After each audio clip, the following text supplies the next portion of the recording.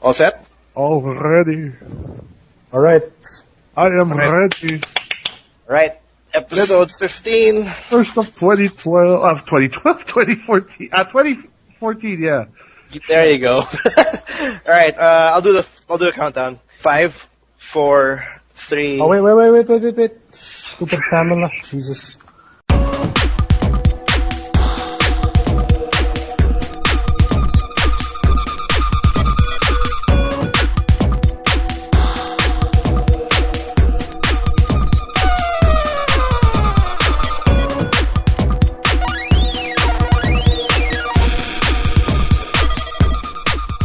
Happy New Year! It's 2014. Happy New Year! We're back. Did you miss us? When we're back after a month?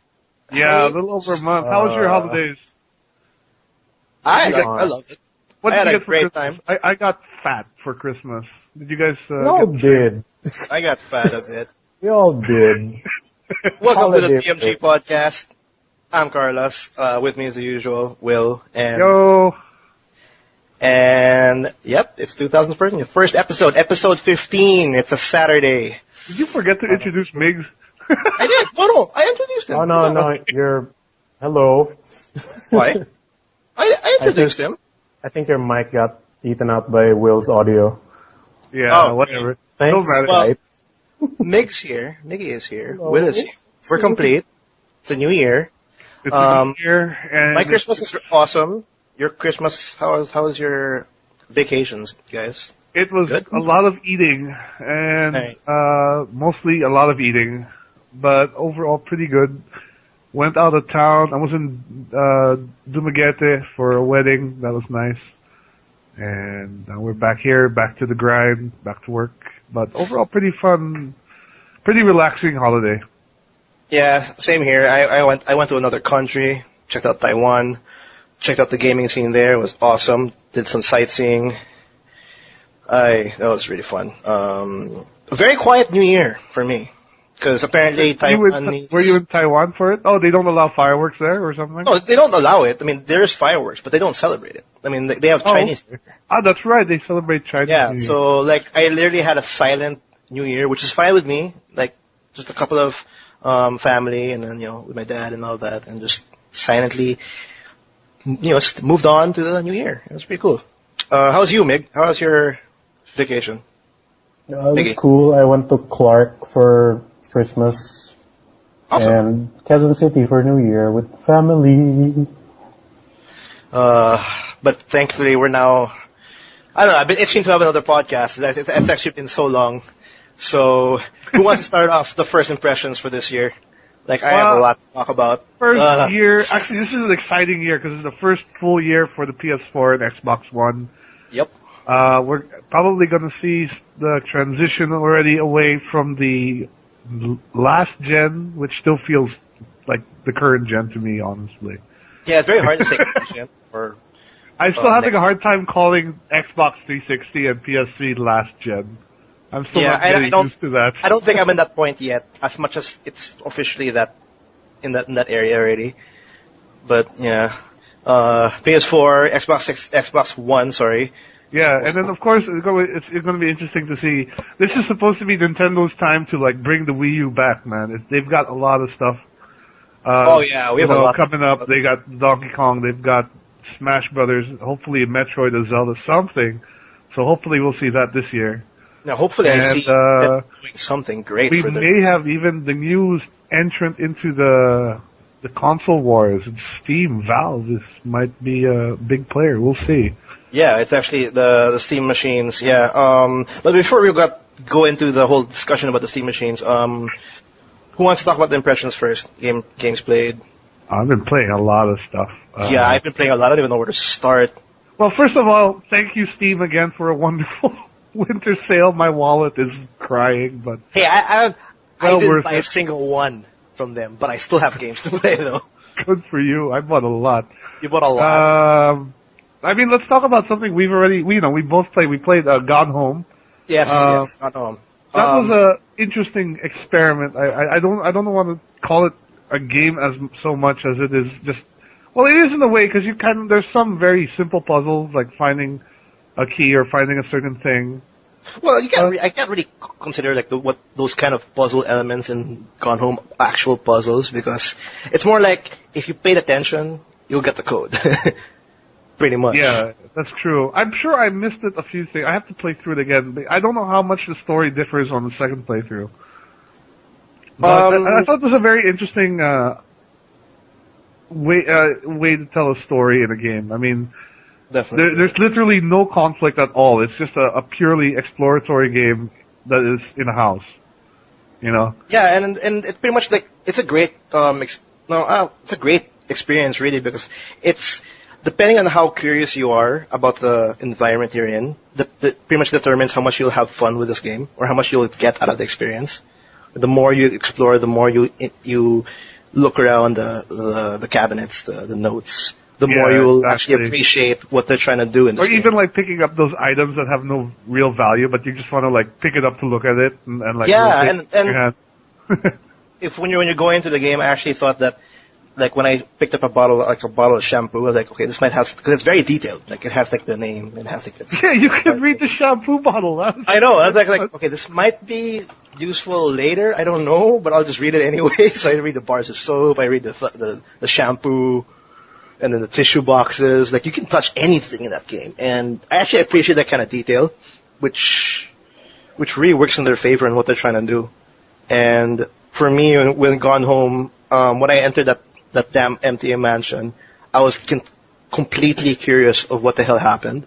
And towards the end, I was literally hoping I had a run button towards like the last moments of that game, because that's how much I was invested in the whole story. Did you know at what point you were going to find the end? Because like actually, in a way, I had an idea. Yeah, I sort of spoiled myself because the game sets you up. And I'm going to spoil it for everyone listening now, I'm sorry, but there's no other way for me to talk about this, but the game sets it up in such a way that you think the house is haunted. There are, there are certain things that are mentioned there, but I think I spoiled myself when I read that there's actually nothing of that sort happening, and sorry, I'm spoiling it now for everyone, but I think if you go into that game not knowing that and still sort of expecting there to be a supernatural element, it might even have been a better experience, but Actually, the whole atmosphere or the ambience of how they set it up, I always expected like a scare, like a jump scare, or something supernatural. Because the damn lightning, when you're reading a note, and then all of a sudden the lightning happens. Because I was playing it with my earphones, like, oh, what the fuck was that? And I look around, okay, there's nothing going. And I just go back reading that damn note. It was really, really eerie.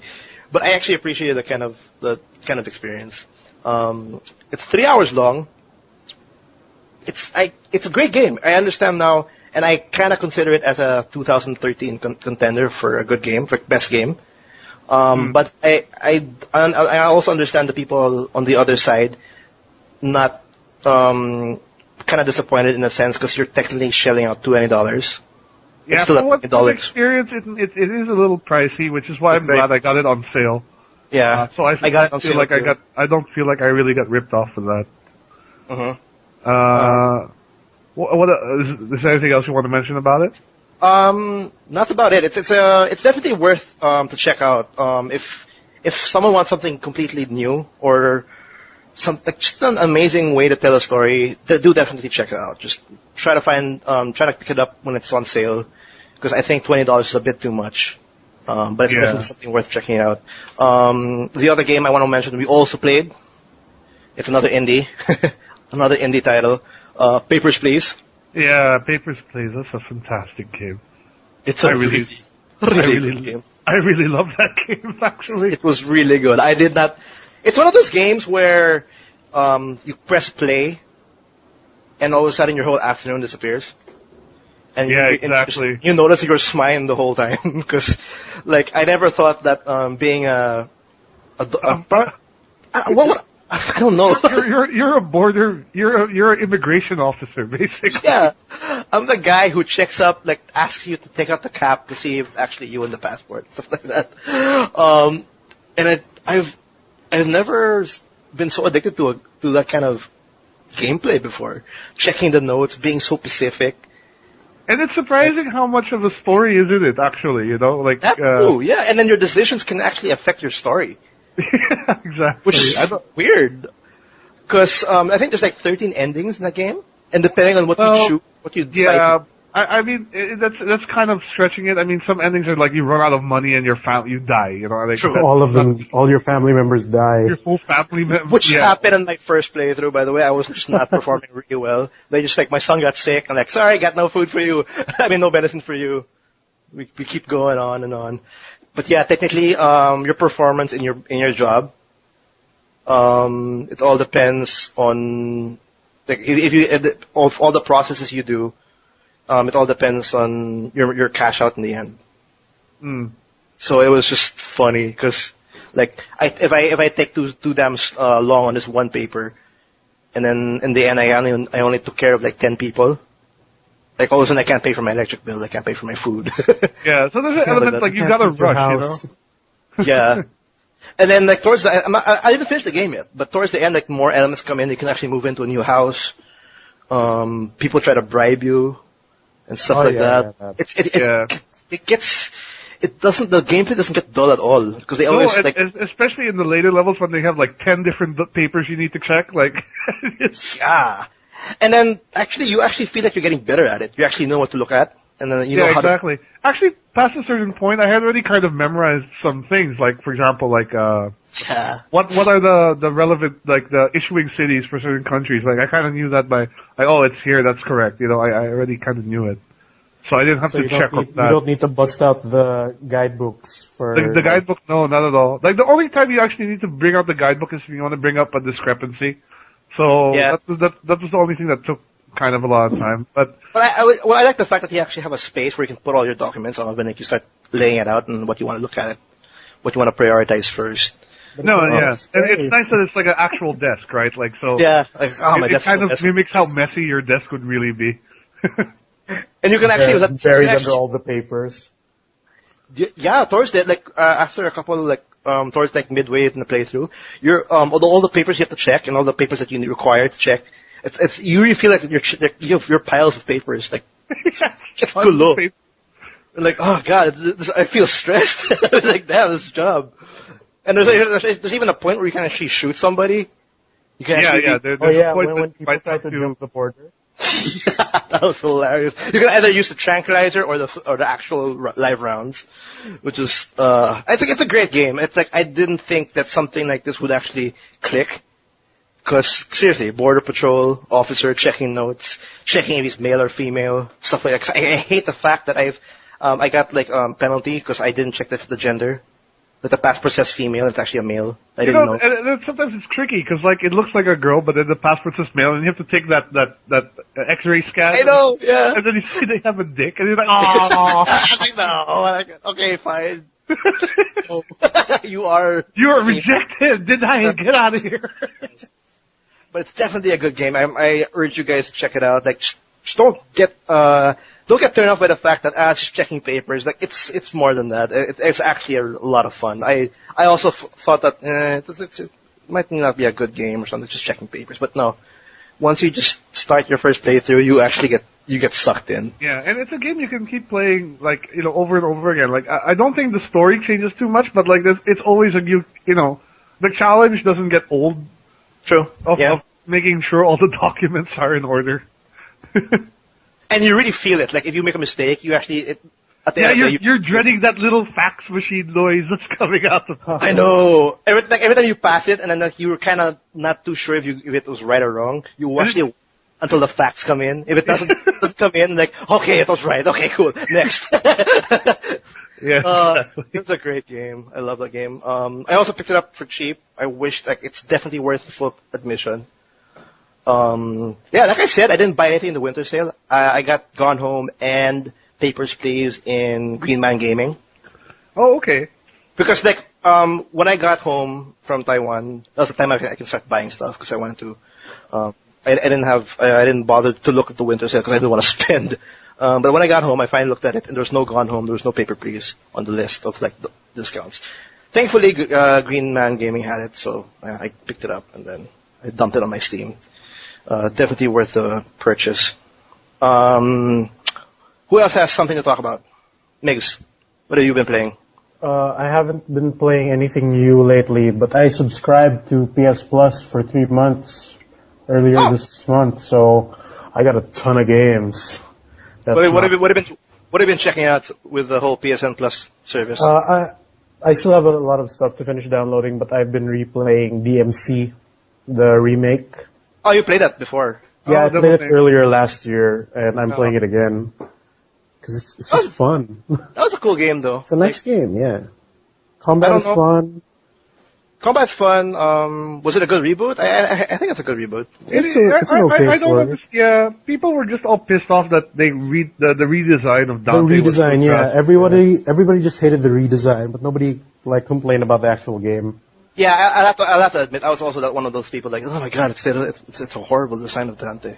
I was actually one of those people too. But when I played the game officially, like, it's not so bad. It's actually a pretty good fun game. Like the combat the combat's all that matters really. And the combat felt solid. Like the combat was still what you'd expect out of a Devil May Cry game. So I thought it was fine, honestly. Yeah. Well, that was pretty cool. January, you get Devil May Cry free for PSN Plus players. I think on Feb you'll be getting BioShock Infinite. I think. BioShock Infinite's already out, and it's considered okay. a January game. Oh, So Wow. that's cool if you like. I wonder what early Feb is seasons. going to be because PSN Plus is just. I just think it's suited right now just to be in it.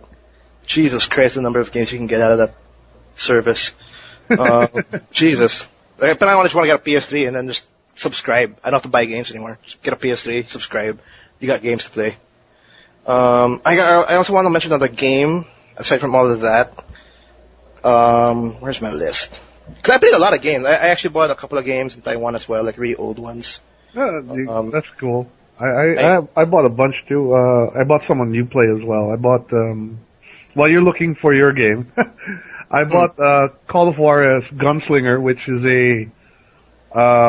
which was I think a downloadable only Call of Juarez game, yeah, I was going but to say, really good. I really like it. Like really? yeah, I mean the last Call of Juarez game was the Cartel, which was total crap. But the two before that, which were both westerns, were decent games. So Gunslinger is basically you're this basically a guy who walks into a bar and then he's telling his story to the people there, and it admonishes his story with like historical fact. Like he keeps saying like, yeah, I rode with Billy the Kid and I fought Wyatt Earp and all these like big Western names, right? Mm. So it's kind of cool how he mix in fantasy and fiction, and Okay. the gunplay feels really really good. Like it's very satisfying. You know, We haven't had a good Call of Juarez game in a while. I would recommend Just thinking about Gunslinger heartily because the stages are also quite short, which you would think is a minus. But Yeah. there's kind of an arcadey scoring mechanic where like if you keep like a string of kills going, you get a higher Yeah. score and stuff like that. And there's quite a few stages, so it's not really such a big deal. So, but if you Oh. want to replay a stage, it doesn't hurt so much because they're short anyway. Yeah, so they're you don't short. have to- Yeah, it's like it's a quick 10 minute, 5 minute. and I just want to the gunplay feels so satisfying. Like it's what you would expect out of Western. Like your pistols feel really good, and then there's little slight animations too. Like if you get a really cool streak with your pistols, like you'll bring the pistol up to your mouth and blow like the smoke out of it. So little That's things cool. like that. That's cool. Little minor detail. How much is the digital version of that game? Well, it's digital only. There's Only, no, sorry, yeah, sorry, Yeah, yeah. so I think I got it in a deal because it was Far Cry 3 Blood Dragon plus Call of Juarez Gunslinger in a package. Did you just get it recently? Because I also saw a Ubisoft deal in Xbox Live. Because I picked up Blood Dragon for like $5. I paid about 20 euros, which is in US dollars. Euros. Yeah, Okay. for some reason my Uplay is in euros. That's weird. So- Oh, you play. Yeah. Wrong after wrong. So I paid about $15.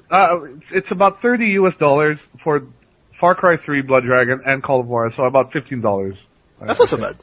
Yeah. That seems I like a felt good it deal. was worth the money, and I thoroughly enjoyed it. It's not that long, but again, it was a very satisfying experience, and there's replayability for sure. Because, like I said, the scoring mechanic actually makes it feel more like an arcade shooter. Like, Yeah, that's like if you're playing, like you want to play Time Crisis, for example, like something like that. In that sense, okay. it's not on rails. It's a FPS. But yeah, it feels really good. And if you're looking for a good Western shooter, that's probably the best one to get right now.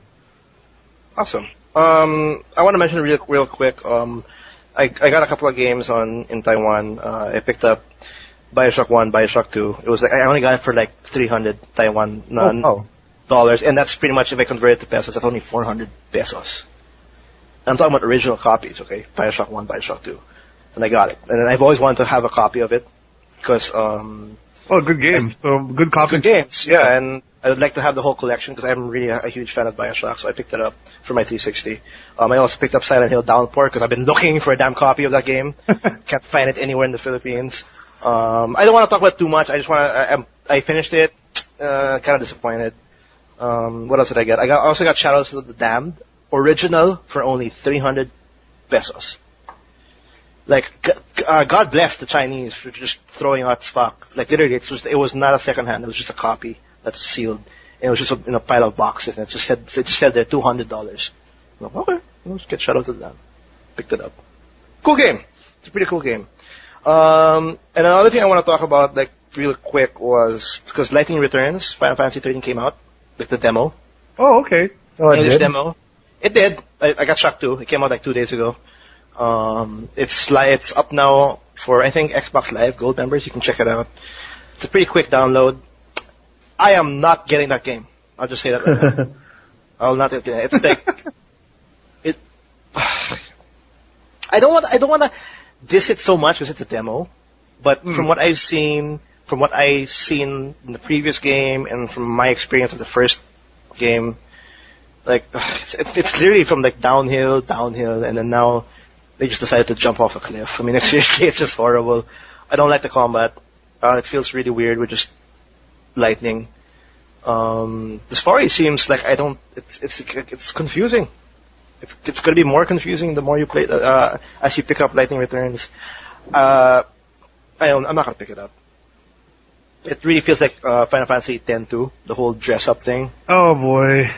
And it was weird, and the staggering is still there. The whole staggering concept in Final Fantasy 13, but I don't think it's as apparent as like the previous titles.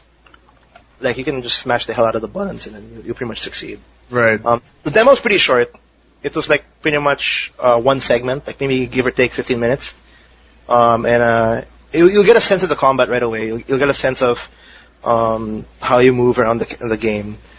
There's a sprint feature, which is weird. You can sprint. You can jump around. You can attack people out of the combat. 13 days for that damn game to end. I don't understand it. I don't think I'll be picking it up. So, yeah, that's for me. What about you, Migs? Last bit about Call of Juarez. I think it's timed trial on PS Plus right now. So expect to see something about that on the channel.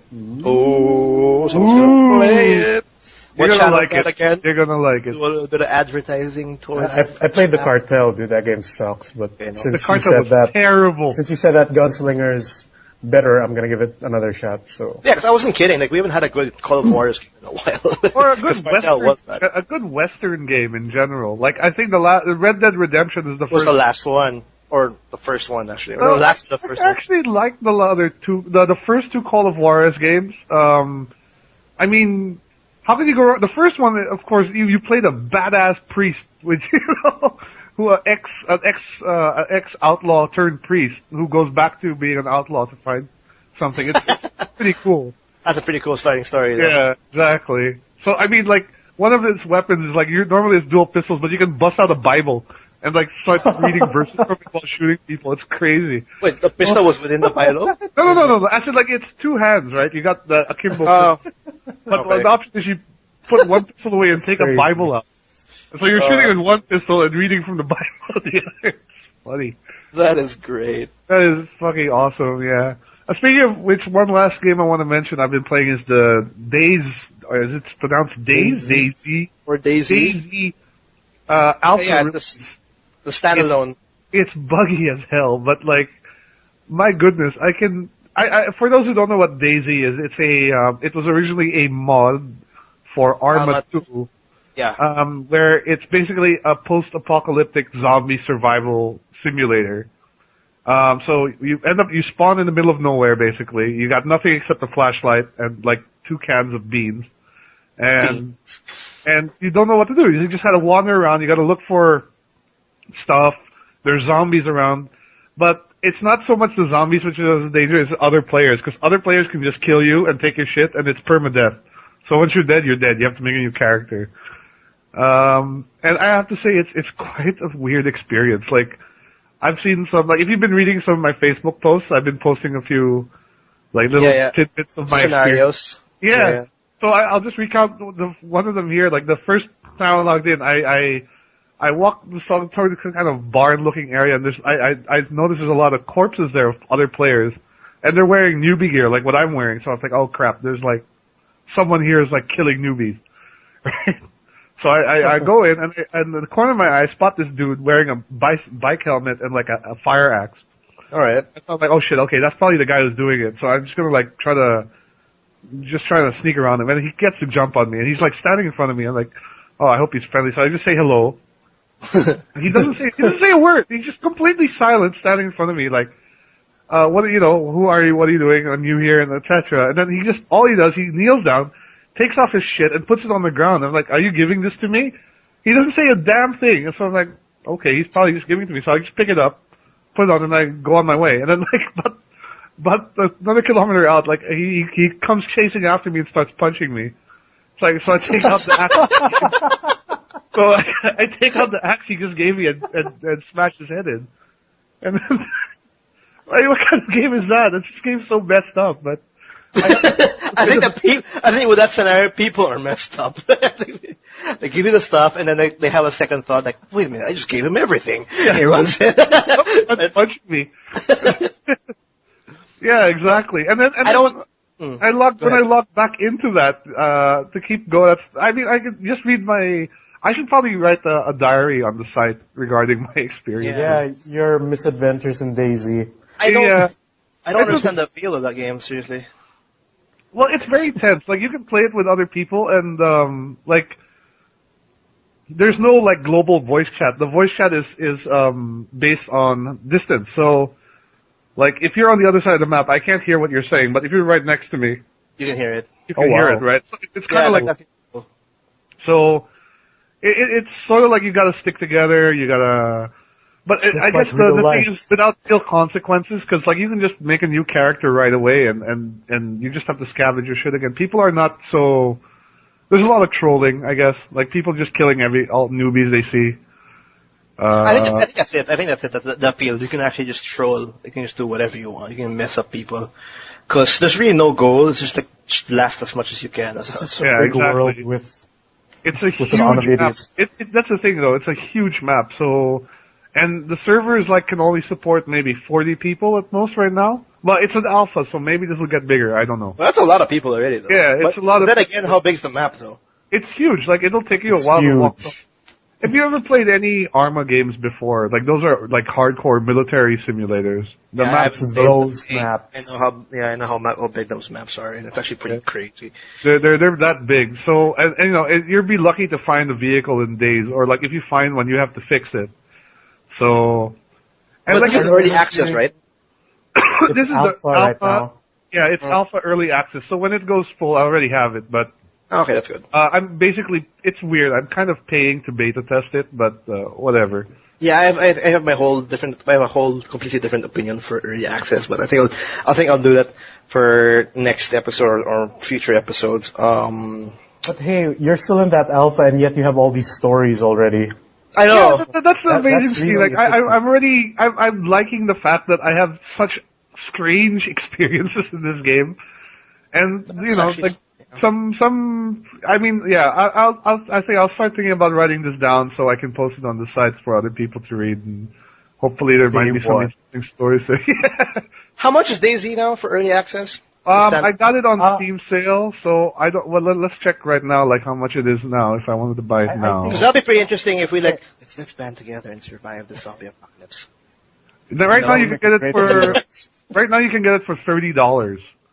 $30 to beta test the game. Yeah, well, yeah, wait, but I got it on sale, so I got it at I think I got it for $19. I'm not sure. I don't remember anymore. I think it's currently on the Humble bundle. If you pay $6, you get armor and stuff. No, that's the mod, Migs. That's the mod. That's where it first. You're talking about the standalone one. Yeah, the one where they actually work, like it's an actual standalone product. Oh, okay. That's $30 to beta test it in Steam. I guess if you're really excited to check, if you're like a previous DayZ owner, you know what to expect. I guess you would cough out $30, but it's definitely interesting. That's a hilarious story you just told. I remember hearing a story of like the mod DayZ. Yeah. Where they were like, I forget how many, but basically they just drove in a bus for 2 hours. 2 hours. Most tense bus ride they've ever had. No, and there are things like you have to eat food, right? Like you have to eat regularly, so there's scavenging involved. But you can even there's rotting food as well, or like if you have a can of beans and you don't have a can opener, you're kind of fucked. There's a lot of things that you wouldn't like consider in a game are in here. Like, okay, how do I open my can of beans? Like, okay, I have an axe, I can use that, but I'm gonna lose some of the food. There's a lot of that. Yeah, even footwear, like you need shoes. You need shoes to run. Because if you don't have shoes, like you're not gonna walk as fast. Okay, that's pretty interesting. That's actually a pretty interesting detail for that kind of gameplay. Like, you need shoes, beans, you need a can opener. You need beans to survive. I actually think this game would be fun to play as a group, but the thing is, like, I don't know how it works because when you create a character, you pretty much spawn in some random location, and unless you know the map, like, by heart, it's hard to really arrange a meetup. You can find a map, like you can find a map of the area by scavenging, but if you don't know, or I guess you could go online to a website and look at that, but that's kind of cheating. How's the latency for this game for us? Right now it's kind of it's okay. I mean it's below 200 for certain servers. Oh, that's good. So it's not too bad, but being alpha, there's there's not a lot of servers to pick from yet. So, well, here's a fun fact though about DayZ. They went to early access recently, and even the developers got surprised because they actually, with $30 for this alpha stage of a game, they already sold 900 copies, 900K, 900,000. 900,000. That's a lot. That's a lot of money. They should get this game going already because a lot of money for them already. That's $30 per fucking purchase. Well, I remember this came about because the mod pretty much was so popular. Like people were buying Arma 2 just to play the mod. Yep. And that was really what got that game attention. Yeah, because the developers were expecting at least a 600,000 overall sale after the early access, but they didn't expect 900,000 in 3 weeks. So there's definitely a market for that kind of game, and hopefully they do well. Hopefully DayZ has it's bug free. I think this year also we'll see the battle of the survival simulators because there's also DayZ. There's also one called Rust that. And there's also that fucking that clone, that zombie, that infestation. Yeah, so there's a lot of these kind of games that are coming out. So yeah. Yeah, let's move on. There's a lot of games you mentioned because it's a 1 month hiatus, man. We played a lot of games in holiday. You want to go on news? What do you want to start off for news? Oh, last bit before we go to news. Yeah, I did buy one game for myself for Christmas. Okay. I bought Dragon's Crown. Nice one. Yeah. Great game. And so let me guess. The first character was a sorceress. No. I haven't tried it yet, except at the Sony at the PS4 launch event. But you guys can check out a review of that at toomuchgaming.com. Mm-hmm. Yes, I reviewed it, and it was definitely I think we should do a let's play of that game soon too. You know. We should. Yeah. Once I unlock the multiplayer part. I think that's already unlocked from the start, because of the recent patch. One of the recent Oh, really? patches That's good, made then. it so you could just 3 players, 4 players, whatever, get in right away. Awesome. How's the game though for you? Like real quick, before we do a real quick news. Oh, it's okay. I tried the Vita version on the Vita TV, which is essentially, I think, the same game as the PS3 version. Mm-hmm. It's okay. Like, I prefer Muramasa Combat, but hey, I bet it's going to be fun with a lot of people. Yeah, it's a lot of fun. It's basically, if you ever remember playing the old AD&D Capcom side-scrolling beat-em-up games. It's like Double Dragon with boobs. It's like an evolved version of that. Yeah, with boobs and swords and chainmail, and boobs. That's. I think it didn't really win, but it was in our category of boob physics. Yeah, it was 2D sprite boob physics. I don't know why I mentioned it, but yeah, that happened. There's a video on YouTube where it zoomed in on the sorceress and showed all the animations of her. Physics of the boobs. In real time and slow-mo. God damn it, Internet. Everything is covered. Jesus. Well, anyway, I want to mention this real quick, to start off the whole news bit. We have our first official game announcement for 2014. Evolve. Evolve. It's by Left 4 Dead guys, right?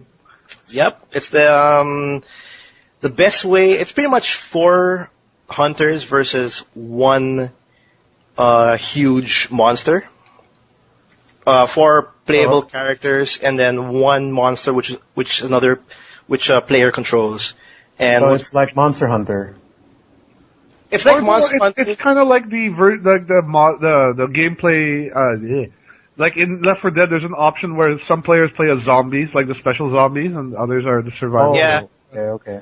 But what's pretty interesting about this game, which I'm actually pretty curious, is while 4 of these hunters try to kill the creatures and kill this specific monster, that monster who start off as a really small creature will soon evolve into something bigger and something different, depending on how or what he kills in the environment. Wow. To the point that if this player does so well as the creature, it will go to I don't know how big it is, but technically close to at least T-Rex size, like Tyrannosaurus Rex size, and then that'll be Tyrannosaurus.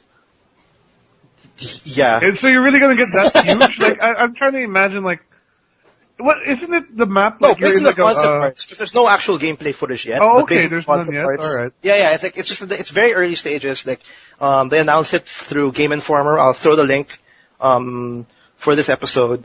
It's very early stages. They just pretty much explain the concept. I like the concept, and it's actually a perfect developer, Left 4 Dead, for this kind of concept to work. 4 players versus 1 player, which is also the monster's player controlled. Yeah, player controlled. And it's interesting. It's going to be very interesting. So it's like Monster Hunter plus Knack, because Knack absorbs stuff and gets bigger.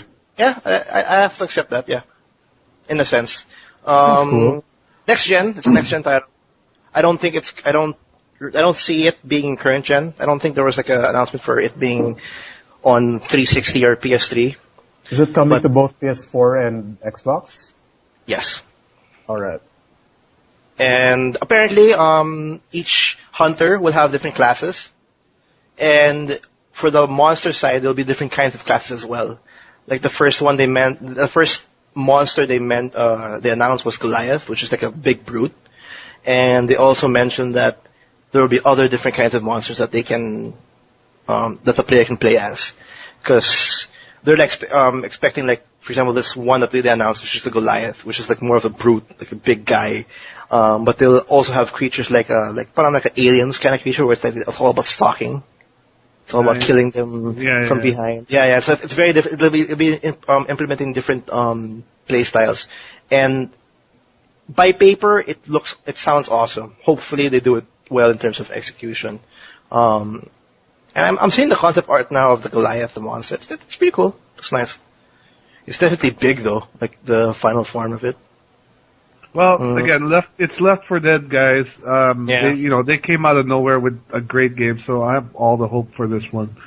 And the concept like it's a sound concept already as is. So It's a very solid 4 against 1. Here's hoping it turns out to be something that'll be fun. Yep. But yeah, that's it. You want to take a quick break? Yeah, let's take a break at this point, and after the break, we'll talk about, I think, Steam machines and... Yes, the big news that actually pretty much happened in, I think, CES 2014, which was the first big that happened this year. Is the Steam machines, and maybe you can mention, like, the new television sets if you want. That's sort of gaming related. I'm not talking about that. I will mention PlayStation Now, which was also announced. Yes, PlayStation Now. Steam machines first, then PlayStation Now. We'll take a break. Thanks for tuning in. We'll see you in a bit. All right.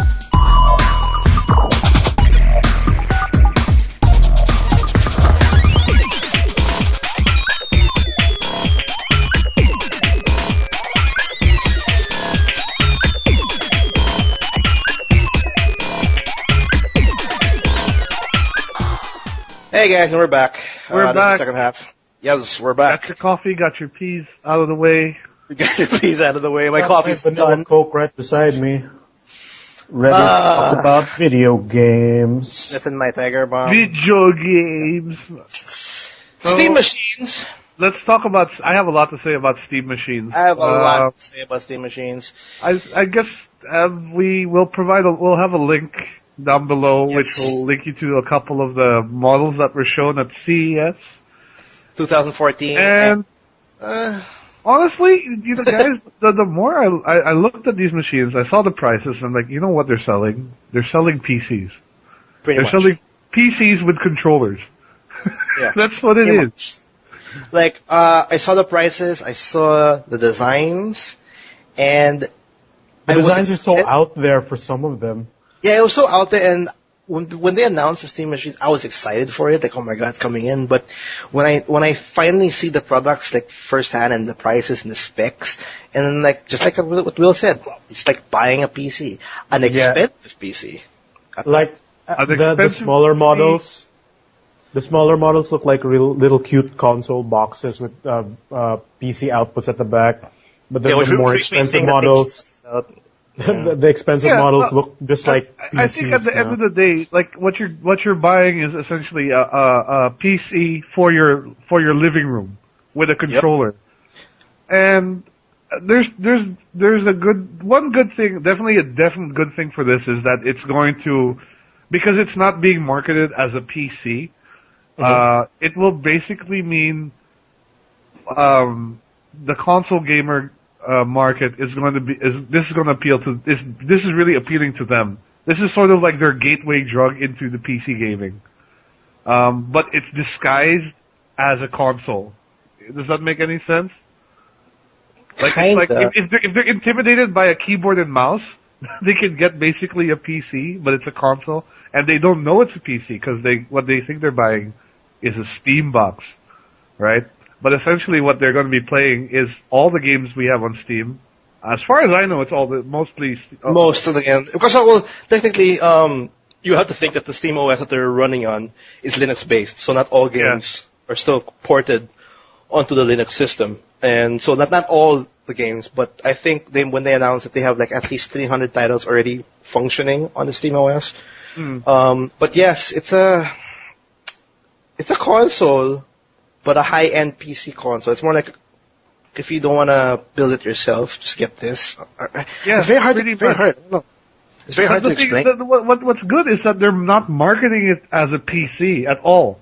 Yeah, they're not. They're marketing it as a console. So that's what I'm saying is this is the gateway drug for console gamers to get into basically PC gaming without them realizing they're getting into it.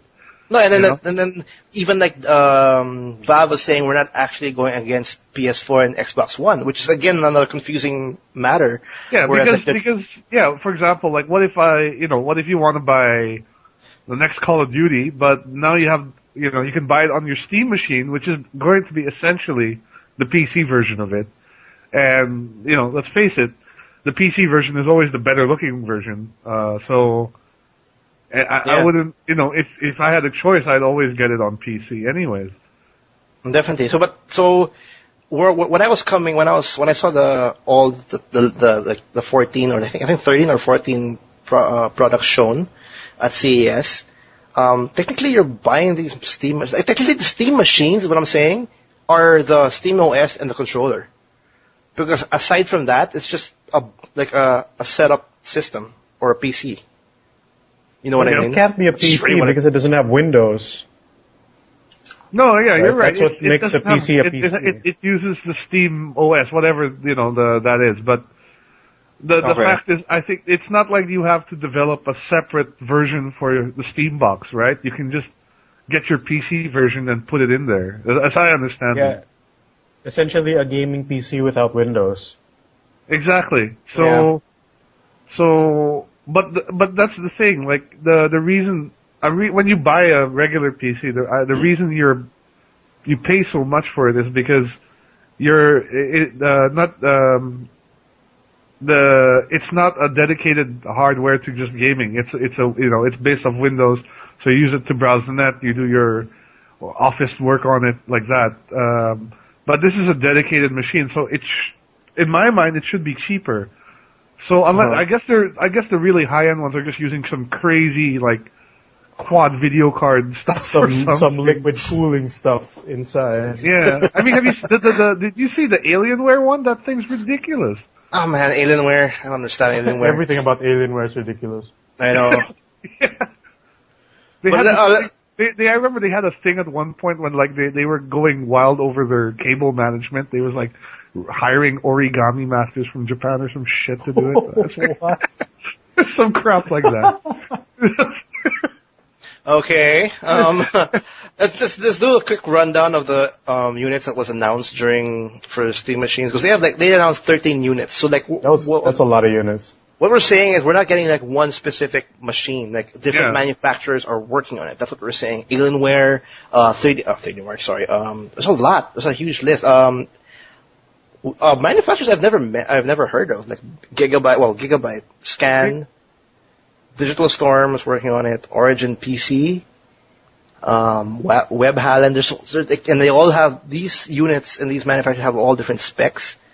Right. So it's in the different price range as well. So it kind of caters to so many different people with different like budgets, I guess. Yeah, because it kind of goes to prove my point that it's basically a PC, because you can buy like what's like the cheapest one there, like maybe like $400, $500, I guess. I see one right now I think I see one at like the Zotac is like $600. Yeah, and like the most expensive one's something like close to $2,000, right? So yeah, which is the Alienware. Thank you. Yeah, Alienware. so it's basically exactly like a PC. You can go cheap and buy like crappy components, well, not crappy components, but the not so up to date components, and that brings up another question for me is like, how often are you going to have to replace your Steam machine? Because like the lifespan of a good gaming computer can be like 4 or 5 years before you. 4 or 5 years is it's a good number. Before you kind of need to replace it. I guess it goes like that's fine though. I'm sorry. There's actually a $500 Cyber Power PC. That's the cheapest, $500. Okay, then I guess it's not too bad now that I think about it. Because I mean, a console will probably last you less than that before you need to buy another one.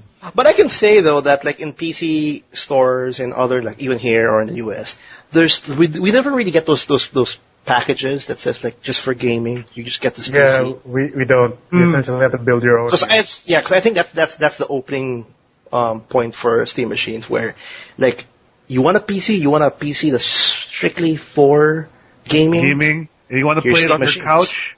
Yeah, you want to play on the couch. Cool. You want to play it with a controller. You don't want to deal with a fucking keyboard and mouse. No problem. Steam machines. But I'm kind of disappointed because I don't know. I guess more confused than disappointed, really, because there's a lot to choose from. And I don't know. It feels like a hit and miss now of Steam machines, because technically I kind of just want out the OS and the controller instead of the whole. Because when I was looking at it, like, you know what, I just want to build it instead. I'll just get the controller, I'll get the Steam OS, and I'll just I'll just bring my tower to my living room and hook it up to my TV, And then there you go. Like, I guess they're just catering to the people who are just lazy or just don't know how to do that. Because there's a lot of people right now, a lot of people that are avid gamers, avid PC gamers that do like the couch.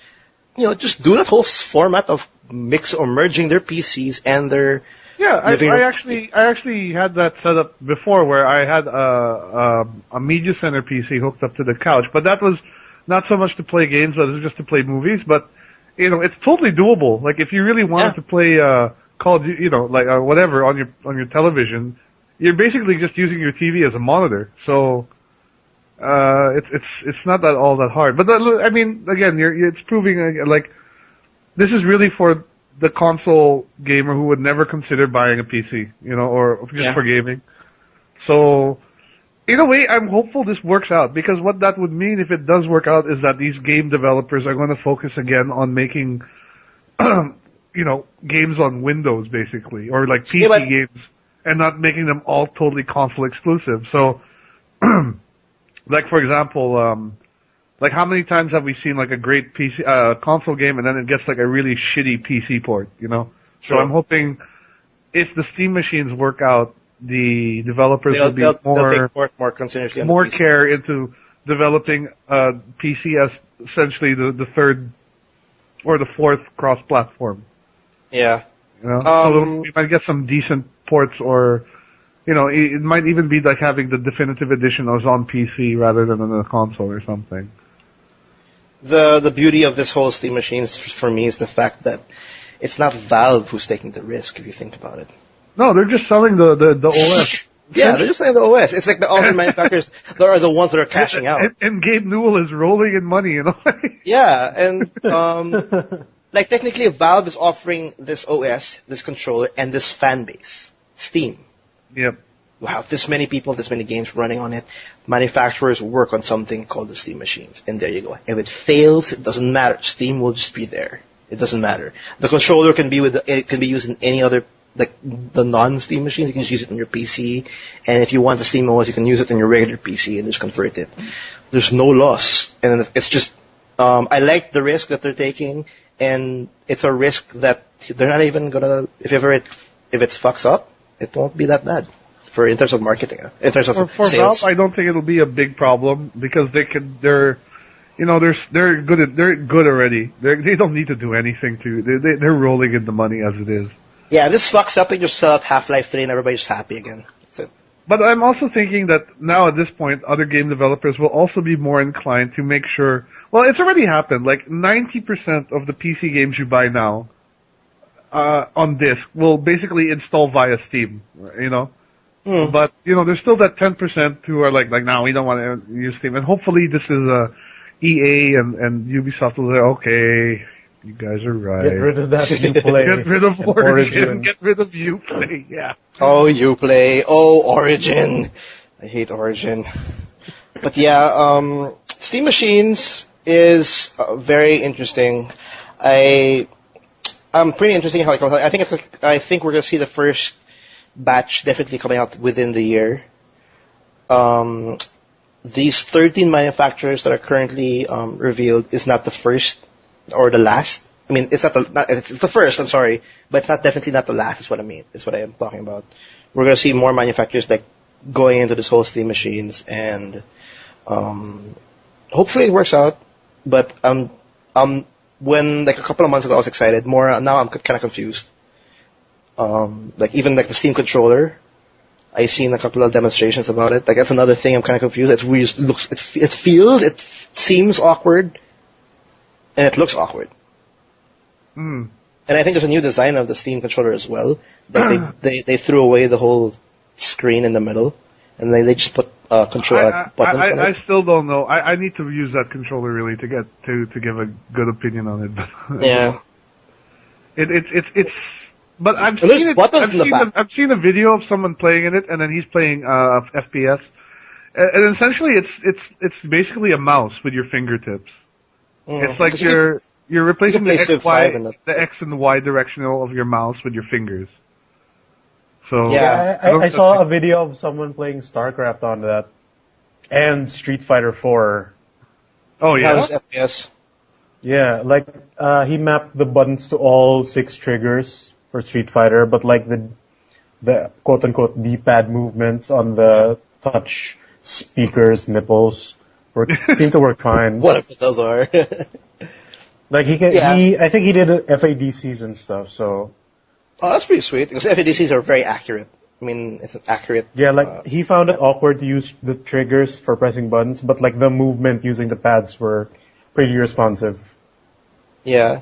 I guess the people are like, because the people who tried it, like, it seems kind of weird, and that's actually pretty common for like new control schemes. Like, it's the same reaction when the Wii came out. Like, it was just very, like, everybody was like, what the hell? I don't think this will work. It just feels weird.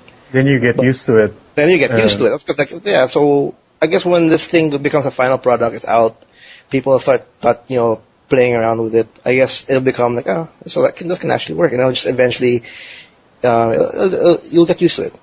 But yeah, the Steam machines, it's, I want to say it again, because it's crazy. There's one Steam machine at 2.5. The Alienware. And there's like one, no, it's not the Alienware, it's the Digital Storm. I don't know, I'm not too sure. I have no idea who that is. I don't know who that is, but that's a lot of money they're asking. For that amount of money, I would rather just build a new PC, No, but that's Steam machine. I'll say the specs though. It's an Intel i7 4770K, and I can say that right. GTX 780 Ti with 16 gigabytes of RAM and 1 terabyte HDD storage, and that's the SSD. That's a solid state drive. Terabyte SSD? Holy crap. No, wait. 1 terabyte HDD, sorry. 1 terabyte HDD plus 120 gigabyte SSD. 120 gigabyte SSD solid state. That's actually that makes sense. That's still impressive. That's really impressive. But again, see, like, for that price, like, wouldn't you rather just get make your own PC out of that? Yeah. But again, there's also I guess we're really not the target market for this, like, definitely. Yeah. This is for the, again, I feel this is a gateway drug for a lot of, console only gamers. Yeah. Alright, let's move on. That's Steam machines. We will, another thing that was big that came out in CES was PlayStation Now. Which is basically what the Xbox One was trying to do, except they didn't get slammed for it. Well, not really. Well, because PlayStation Now is technically that Gaikai system that they purchased. Gaikai. Essentially, what PlayStation Now is pretty much you can live stream any PlayStation library into PS1, PS2, PS3, PS Vita, PSP game onto your TV. Yeah, onto your TV, onto your PS4, onto your PS Vita. So like when they were presenting it, you can play your Vita. On your Vita you can play The Last of Us, God of War Ascension. Like that was their, and it was flawless. It was all streaming via the service PlayStation Now. No, what I understand is, in terms of PS3 games, you can only stream certain games, like if the game allows it. Oh. Yeah, but yeah. For the classic ones, I think all of them work. Yeah, I think for now it's a limited amount of PlayStation 3 titles will work with this system. But what I got out of this announcement was pretty much PlayStation Now is pretty much their answer to a lot of people saying that they want backward compatibility. Yeah, and I think it's a good. This thing is going to succeed depending on how deep the library of games are. Like, as long as they don't skip on like the niche titles, I think that will be a good thing. And also, just the general connectivity. Like, if it's just like a US only service or a Japan only service, or like developed country only service, we're not going to be getting it here. Yeah, like I said, it's a streaming service. Obviously you need internet, and the required amount of speed to actually have to properly use this service is 5 Mbps, a minimum at least. Yeah, that's not gonna work here. Yeah, it's not.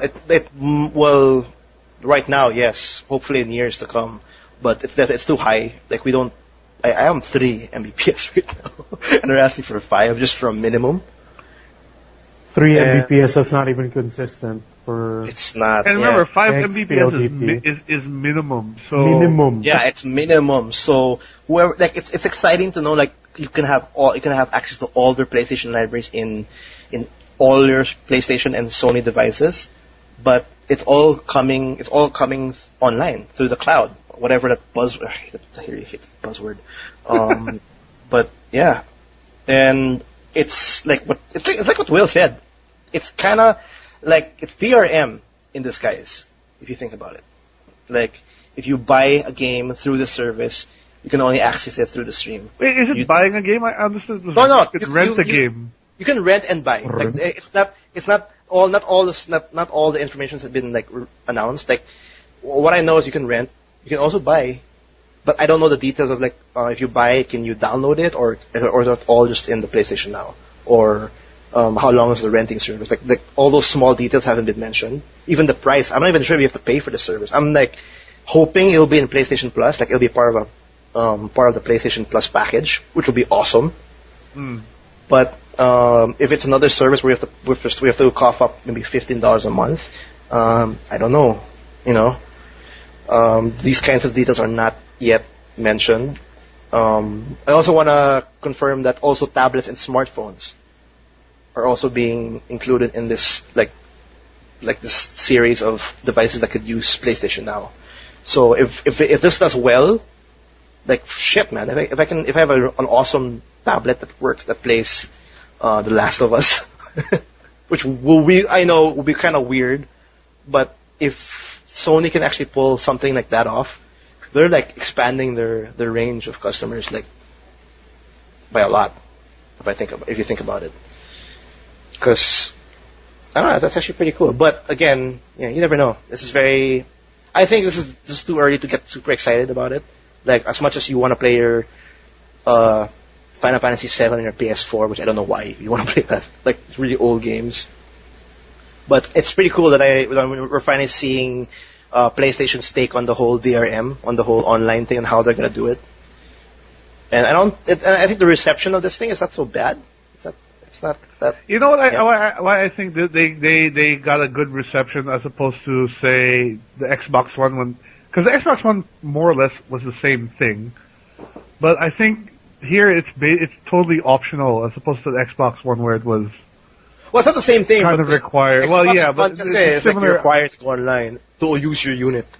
That was the problem with the Xbox One. Like, if you want to continue using your unit, or I mean, like, if you have a 24-hour checkup. Yeah, okay, fair enough. There's a lot of other bullshit. Yeah, but this is like the perfect way to ease in people with the whole online concept. Like, because when I say DRM in disguise, I'm not saying that, oh my god, Sony's doing it. It's like, it's a big negative.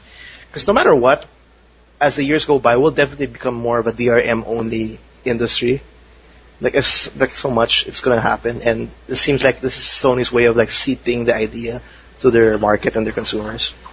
And yeah, we'll see how it goes. I just hope I just don't have to pay another $15 separate. But I'll just get that slide. I'll let that slide for now. Let's move on. Yeah, we can move on to what else we got to talk about today. The PlayStation 4 launch event. Oh yeah, the All right, let's PS4 talk about that. launch. Yeah, it happened. It was officially launched here in the Philippines. Like, they had an event and all, and we showed up, you know, Separately. separately. I think you showed up in the afternoon, and I showed up. I went there earlier than you did. Oh yeah, and then you saw the whole celebrity challenge. I just missed you. I I guess. You saw the celebrity challenge. Yeah, I reached the Who Just are the Dance celebrities one. and what I is the have challenge? no idea who they were. Fantastic.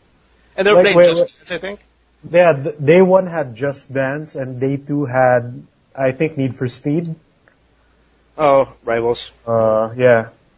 I think someone told me who the celebrities were for Just Dance, and I still have no idea who they are. Are they like artistas or you know? I don't watch Tagalog TV, I'm sorry. Well, it's not so important because it's really more about what they were showing in the event, video games. And I want to first point out the fact that they were showcasing the PS Vita TV. Oh yeah, they were. That was pretty Most awesome. exciting. That was exciting because Was it's it the cool? first time I saw the unit up close. Like this whole launch event is actually a full blown public event. People can come in and then play games, try shit out, and Oh, like the good thing about the celebrity whatevers that they had is that nobody was paying attention to the open demo area. oh, for you, okay. So I got more than 5 minutes on every booth they had. Yeah, apparently there's like a huge sign like you can play for 5 minutes, and I And never they really paid don't attention. actually even time you though, but They you don't know, really though, yeah. They just like ayan lang naman. but yeah, the PS is it Vita TV? Is it? Yeah, the PS Vita TV was the most interesting thing there for me. Yeah, same here. I was actually pretty impressed with it. It's how much is it again, Mix? It's $9,000 basically. It's really cheap. 8.6 was the price. 8,599, I remember. And But essentially, hopefully what it's cheaper. it's really cheap for something like that. Essentially, the PS Vita TV is pretty much how do I explain this? It's you can play PS Vita games. You can play I think PSP specific limited amount of PSP games. Whatever's digitally on PSP, I think. Yeah, whatever's digital, and you can also stream PS4 footage PS4, yeah. on a different TV or like On a whatever different TV via different Vita TV. Vita TV, and it's a very cheap way of getting a Vita. And if whoever wants to play your PS Vita or PSP games up close in the TV in big screen, then this is definitely the device for you. It's very cheap, and I like it's very. I don't understand the whole PS3 controller though. Like I actually hope it was like the DS4, but I guess it's okay. I think the DS4 will probably be supported at a later patch or something. Yeah. But for now, the only way to emulate the front touch screen is by clicking down on the right stick and pressing L1 or L2 to simulate tapping on the screen. Oh, I see. So it's But not there's no back touchscreen support yet, as far as I know. So some And- games will not run on the Vita TV. I'm sure they'll right figure now. that out eventually, though. The unit's really small too. You saw Yeah, it. it's really small. It's a small white box. That's It's a, maybe it looks like a pocketbook. Like, it's smaller than an iPhone, I think, or Not about the much. same size. not a bit bigger at least, but it's very small. It's definitely like if you play a game like for example like Dragon's Crown, you can actually like connect to PS Vita devices around you. It's a very cool system. I actually thought that when they were running Dragon's Crown that it was just on a PS3. Then I And then- noticed that that whole like 4 TV setup was all Vita TVs. Yeah, and it looked great too. That was the one thing. Like, it was I noticed a mild ghosting on, I think Gundam, but like it's barely noticeable to really. most people. Yeah. Yeah, because That's they were featuring Dragon's Crown for the PS Vita TV. They were also featuring God Eater 2, which is kind of Yeah, weird. God Eater because- 2. And Yeah, I two noticed a lot of the copies games they were featuring though were Japanese titles. They weren't like English. What do you call it? English Vita games. I think that's already corporate asking them to do that because technically the PS Vita TV is an Asian. only out in Japan. It's only out Right. in Japan, and it's technically an Asian product because it's not available in the US. Right, Or in the right. West. But I guess corporate doesn't really understand the fact that Asia does not equal Japan. No, and I don't think corporate or Sony understands that the Philippines don't understand Japanese because God Eater 2 was in Japanese. Even their I don't they had a understand. bunch of aside from the Vita TV, they also had a bunch of PS Vita 2000 set up. And Yeah. they were also running a lot of Japanese games, Well, which ones? Like there was Tearaway. like Dragon Ball. Oh yeah, they had the Dragon Ball game there. I forgot. They had Tearaway. They had what's the other game? Because they had the Dragon Ball, they had Tearaway, and they had this other game. I was only able to try Dragon Ball and Tearaway. I think they also ran God Eater on one of the Yeah, I think it was units. God Eater. I think they kept swapping out the game cards. Yeah. Right. Some didn't have anything inside of them. I dabbled with the PS Vita 2000. It's very light. It was Feels really surprising- good in the hands. Yeah, it's really Yeah. light. It was very light. I was actually pretty impressed on how it feels. The sticks feel a little bit too like erect. Tall? Like it's too tall. I'm fine with that. Yeah, it's kind of awkward. It's very for me, responsive though. definitely. Like when I was playing Tearaway. The face buttons are so tiny though. Yeah, it was. It was. So small.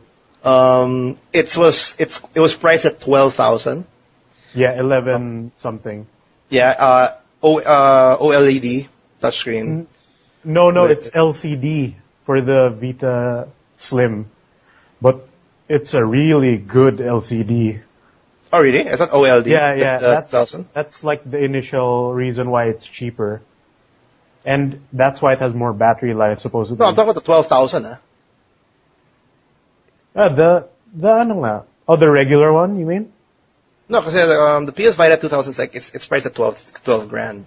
Yeah, the Vita 2000 is using an LCD instead of an OLED. Okay. So that improves battery life and it makes it a bit cheaper. But like, that's a really good looking LCD. Yeah, but I want to get a PS Vita because I'm definitely gonna get a PS4 and I want to do the whole remote play kind of deal. And the PS Vita 2000 seems like a really good buy. Plus you get all the colors, choice of colors. Yeah, they have like choice of colors like lime. I don't care. I just want to get a PS Vita. It's pretty cool. The other things I checked out was PS4 games, Killzone, Shadowfall. Very, very pretty game. It's the best thing I can describe. Killzone, Shadowfall. It has a lot of particles flying around for it. I played it with the personal 3D viewer of Sony. And it's their 3D. It's their Oculus Rift. It's their Oculus Rift. No, it's not really their Oculus. It's not really VR. It's more like you're seeing the game in a 3D space on your goggles or whatever that is. Yeah, and it's 3D goggles. Yeah, it's not really like virtual reality like the Oculus Rift, but it's freaking 50 grand for just that thing, and I wasn't impressed one bit. No, the thing is, they weren't even running the games in 3D. Right? It wasn't? No, it wasn't. Like I thought I was. I was looking for it, but I thought I was just not doing it right because I had glass. I didn't see it. The personal 3D viewer, this whole Sony goggles thing, it's not friendly to the ones who need glasses. Because when I can take it out, I can take out my glasses and do it, but of course I'm kind of like, I need my glasses. And I put my glasses on, it's kind of harder. You can play it with glasses. It doesn't feel right though. Yeah. Yes, you can, but it doesn't feel right. You have to. You need to buy the Sony frames. I don't know if those guys knew everything that they were talking about either. You know, Probably not. Yeah. Yeah, I was like mentioning earlier, like so it's 50 grand. Okay, is it bundled with the PS4? No. The TV? No. DVD at least or Blu-ray? Like the guy was laughing because I was trying to justify 50 grand, and it's just literally just that stupid goggles and the battery pack, and then that's it. And like you can watch movies in it, of course. Pretty cool. You can play the PS4, but I wasn't impressed with it at all. Especially at 50 grand. I know. At that price, yeah. It was horrible. And you know how you have to adjust the lenses on each eye? Like What? for me to see it, you can adjust the lenses on each side of your eye for you to see it, right? So the only way I can see it is if I max them out on the edges of the device. But when I look in the corners of the screen, because I tried Assassin's Creed 3 also on that, like the edges are blurry as hell. 4. Yeah, Assassin's Creed 4, I mean. Yeah. It was also, it's not the other good thing, for peripheral vision. At least for me. definitely. Another thing that was in the event, well, more games really. NBA 2K14, NAC. Yeah, they had NAC, they had the Playroom. Yeah, the Playroom. NAC is like, it looks pretty, but it looks dumb. It controls well. I didn't want to try it. Like, I've seen it. Yeah, that's about it. They had the PS4 in display, they had the PS4 controller in display, the different colors. It was a pretty cool event. I was hoping there's more people, more things to do. But then again, the PS4 lineup is actually pretty small if you think about it. Yeah, There's not much else to show. It may have been a PS4 launch event, but I was more interested in the Vita TV than anything else there. Yeah, they actually, I was more impressed with the Vita TV compared to the actual PS4 launch, like what they were showing, because that's a very cheap product and it surprisingly works well. It works really well. It works well because you're technically the Vita is expanding, like the Vita games are being expanded on your big screen TV, which some people would like to appreciate, like that kind of system, that kind of feature. So And hey, it opens up the possibility of capturing Vita footage on capture cards. True. True, which we can't do it right now. I don't think there's a capture card for that. Well, you have to buy a modified Vita, basically. I think. Yeah. Because I know to capture on the 3DS you can buy a modified 3DS which has a thingy on it. Board underneath. Yeah. Yeah, the PS Vita doesn't have any form of official TV out, so the Vita TV is like the only way to like possibly capture Vita footage. And again, it's very portable. Like you just pick it up. It's so small. Yeah, and you pick it up, and then you have a big screen experience on playing whatever game. It's pretty cool. Dude, I was able to try out Muramasa Rebirth, the HD version on Vita, on the one they had set up on the stage. Yeah. Like, I had so much fun playing that. Okay, we're gonna move on. That's a pretty cool event. Hopefully we see more, because I think Sony kind of risked on officially launching it in the Philippines, because I don't know how it looked like on its peak hour during the event, because when I came there, of course, it was like around 8 p.m. It was a weekday too. It was a weekday. It's weird. Weekday. Like how are you gonna maximize the amount of people that will be coming in there? It's probably due to budgeting reasons. I'm sure. Like I don't think Sony will give I blame corporate. It's always corporate. Fuck corporate. Yeah. Thanks, seriously. corporate. Hopefully, I hopefully Sony sees that event as a success, and I hope I can see more of that coming out, like more of those gaming events and shit like that. Hopefully it happens. I want to move on because we want to mention real quick before we end up episode 15, the game releases that are coming out in January. Oh, Feb, is it? Can we say Jan? No, Jan, actually. There's actually a lot in January. Game releases, where's my list? God damn it. Does anybody have something up right now? Game releases. Well, next week, let's talk about, until the end of January at least, we have Might and Magic 10, which is going to be the... Hello? No, yeah. Yo, go ahead. Go ahead. Yeah, so Might and Magic 10, which will be, the 10th game in the Might and Magic series. This is the classic role-playing game, not Heroes of Might and Magic or the card game spin-off. This is going to be back to old school, and Might and Magic is obviously one of the granddaddies of the genre on PC. So yeah, that's why I kind of shocked, because I was like, Might and Magic is actually 10 already. That's why I shocked. Like I found it shocked. The spin-off. Yeah. When was the last Might and Magic game? Might and Magic 9. I don't even remember when that was released. Let me see. It was released in 02. But okay, according to what I'm reading, this is actually follow the events of Might and Magic Hero 6, which is the latest Heroes of Might and Magic game. So, it's not actually a direct sequel to Might and Magic 9, but rather to the Heroes game, which is a good idea because I think the Heroes of Might and Magic games are actually the more popular ones right now. Yeah. So they definitely are. That'll be interesting. Hopefully that will do well. Cause what else we got here for January? We got Broken Age, which is Double Fine's point and click adventure game. Elijah Wood. I think this is there. I think this is the first. I don't know if they're doing it as episodic or what. No, they're calling it Act 1. There's 2 acts. Okay. Yeah, there's actually a few reviews already out for this.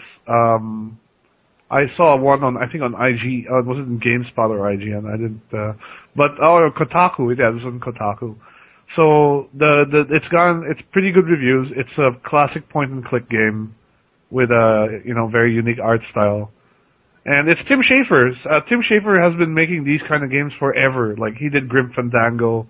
I think his last one. I think his last one was that or Full Throttle. I can't remember which one of the two.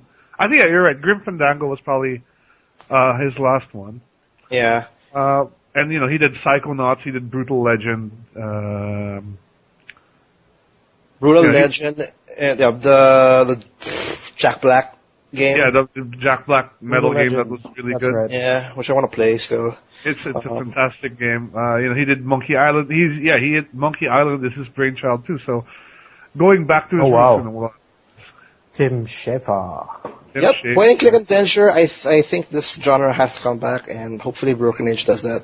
Yeah. What else do we have here? Dragon Ball Z, Battle of Z, which is the Another the Dragon newest another Dragon Ball Dragon Z Ball game. fighting game. Yep. But I mean, they wouldn't be making these games if they weren't popular.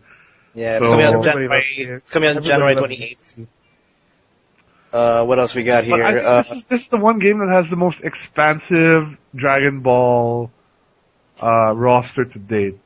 Like, Really? I thought Ultimate Tenkaichi 3 still had that. oh, maybe. That game had more than 200 characters. But this is, oh, really? 200? Damn, okay. Yeah, like, even all 200. the extras. There's a lot of what? There's like that much characters already in Dragon Ball. Z. I think they included all the different forms as well, but like you had... How many Yeah, versions of characters. Goku are we talking about here? Yeah, there might be that. Because A million. There's only one Goku character. Yeah, baby Goku, normal Goku, Goku with all Throughout that. the generations. But this is the first Dragon Ball game to feature, what's his The name? movie, the latest movie. Yep, I forgot his The name god. already. The god. The thing that looked like a rabbit. Yeah. I have no idea what it Bills. is. Yeah, that's his name. Feels. What else do we got here in the list? I think I'm not sure if it's the official, like the first next gen title to come out. Tomb Raider's coming out again.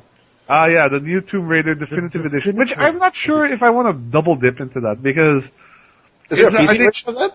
yeah, I that's why. Is it like the director's cut of Deus Ex, which was actually, No, it's literally just next gen. Like it's next gen and just texture upres. no, it's not texture upres, but also they actually did a facelift on Lara Croft. Yeah, She looks her- different. the shape of her face looks different. Yeah, they added a little bit more detail. Like I think she looks a little bit more realistic compared to more like actually if you put the two faces together like side by side, the previous one is she looks paler. yeah paler and and- she looks dead, and then the other one was kind of like more. I guess her realistic. face is sharper, her cheeks Yeah. aren't as big, and she has the PC physics hair always Yeah. on, I think.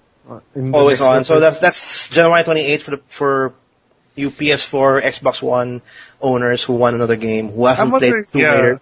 I great don't game. think, I think if you already bought it, it doesn't sound like it's really worth a Yeah. double dip in. I don't think it's a double dip either, but for the people who have never played Tomb Raider and has a PS4, and own pick next it gen. up. Yeah, I get Yeah, it. pick it up. It's a really good game. She looks really hot. Yeah. I think that's about it in terms of January. Like Feb looks Yeah. actually We'll packed, get but to Feb yeah. we'll get to Feb when we get to Feb. When we get to Feb, I think we'll mention it next week. But yeah, I don't want to talk about March. March seems really nasty. I'm looking at the list of March now. Oh my god, I will buy so many games during March. I can see it already. Last mention for like January games. Mm. All you guys who like the Gundams, the Oh yeah, one. newest iteration of Extreme versus Full Boost is coming out on the 30th of January. That's pretty hype. You know what? I think the last time I played a Gundam game was in the PS2. The Murai game. I don't know if I forgot the name. But yeah. Before we wrap up this episode, since it's the first episode of 2014, what are you guys really hyped about? Like just one last question to end the episode. Like, is there like a big title that you're just really excited for? Coming out this year. Yeah, coming out this year. Like, it's next gen, PC, whatever. I don't really care. Bayonetta 2 and Super Smash Brothers. Are you getting a Wii U? I have to. You have to. I have You to. have to get a Wii U. I'll have to get a Wii U. It I would might like be to the get a last Wii U. Nintendo console. I think, yeah, well, who knows? Like, let's not be This so might doom be and gloom. Nintendo's Dreamcast. I have to get one. Yeah, Nintendo's definitely having a beating. What about you, Will? What are you most excited about for 2014? Is there like a specific title? Wow. Because there's a lot. Watch Doge. Watch Dogs is not my. Yeah, Watch Dogs. Yeah, but I can't say I'm excited for it. Honestly, I can't say there is anything I'm really looking forward to. Let me take a look. Hang on. Get back to me in 2 minutes. I'm just gonna.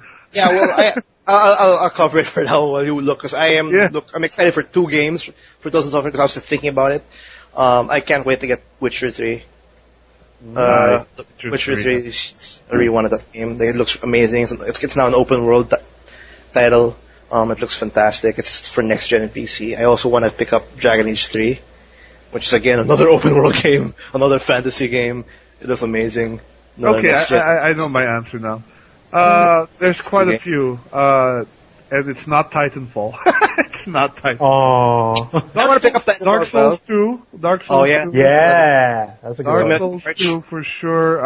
Also Metal Gear Solid Ground Zeroes. Ground Zeroes. Yeah. Yeah.